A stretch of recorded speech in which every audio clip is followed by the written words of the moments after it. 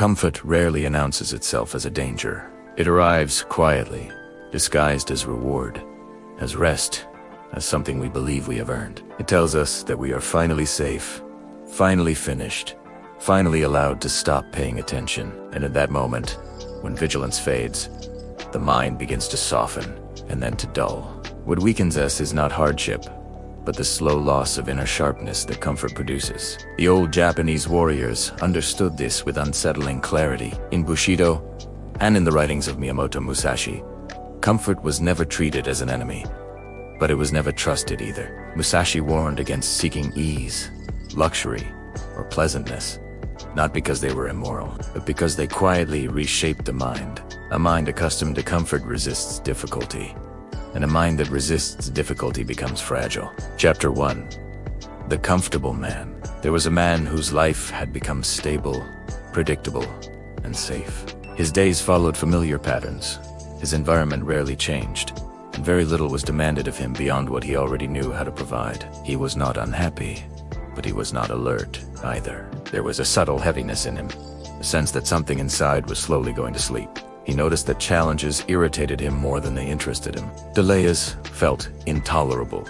Uncertainty felt threatening, and effort felt unnecessary. He avoided discomfort not consciously, but automatically, and in doing so, he avoided growth without realizing it. His life had become efficient, but it had lost its edge. Chapter 2.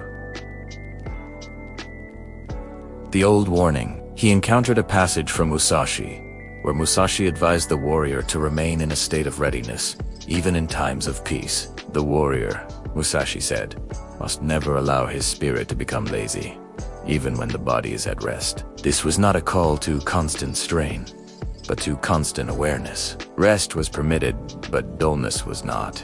This distinction unsettled him. He realized that much of what he called rest was actually escape. He was not restoring himself, but anesthetizing himself. Comfort had become a way to avoid meeting himself clearly.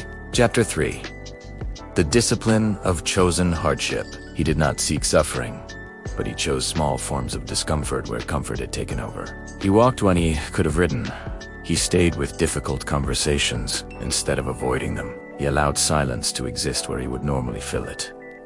These were not heroic acts, but they were deliberate. Each act reintroduced friction into his life, and friction sharpened him. He began to feel more present, more aware of his body, his thoughts, and the dull fog that had surrounded him began to lift. Chapter 4. The Internal Resistance. This change was not easy, because comfort defends itself. The mind argued for ease, for delay, for indulgence. Each time he refused, there was a moment of irritation, sometimes even anger. But beneath that resistance was a quieter satisfaction, the satisfaction of not betraying himself. He began to see that weakness is not a lack of strength, but a habit of avoidance. Every time he avoided what was slightly uncomfortable, he reinforced that habit. Every time he faced it calmly, he weakened the habit and strengthened himself. Chapter 5. The Transformation. Over time, his posture changed, not physically, but inwardly. He no longer flinched from effort. He no longer rushed to soothe himself when something felt difficult. He trusted himself to endure without needing immediate relief. This endurance was not harshness. It was patience. It was the ability to remain present with what is, rather than what is pleasant. His mind became steadier, less reactive, and less dependent on conditions being easy. Chapter 6. The Meaning of Strength. The warriors did not train to be comfortable. They trained to be capable in any condition. Comfort makes you weak, not because it is pleasant, but because it removes the need to adapt, to endure, and to stay awake. Strength is not aggression, and it is not domination. It is the ability to remain intact when conditions are imperfect.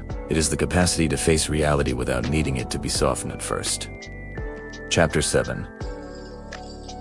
The Quiet Conclusion. Comfort is not wrong, but it is never neutral. It always shapes the mind toward softness or toward clarity. The choice is not whether to have comfort, but whether comfort will have you. The path of the warrior is not the rejection of ease, but the refusal to depend on it. In this way, strength becomes something simple and quiet, not something performed, but but something lived.